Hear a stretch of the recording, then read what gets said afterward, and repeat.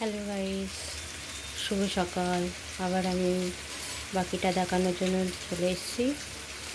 এখানে খাসির মাংস গরম জল দিয়ে ধুয়ে নিয়েছি। আর এখানে পেঁয়াজ, আদা, রসুন আর আলু ভাজা হচ্ছে পেঁয়াজ দিয়ে মাংসের মধ্যে।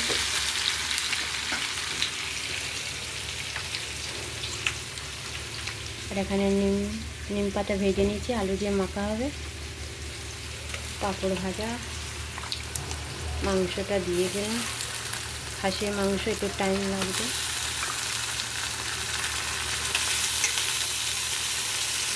একটু প্রেসারে দিতে হবে। কষানোর পরে একটু প্রেসারে দেবো।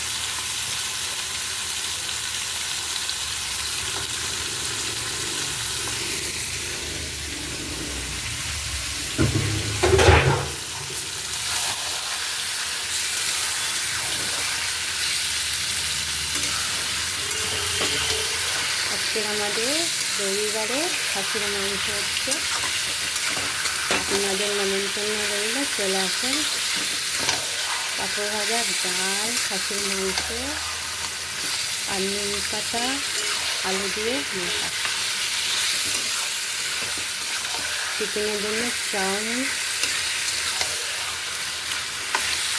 কেমন লাগছে কমেন্টে জানাবেন। একটু লাইক করে দেবেন, শেয়ার করে দেবেন। আলু পেঁয়াজ ভাজা হয়ে গেছে। টাটা, বাকিটা পরে দেখাবো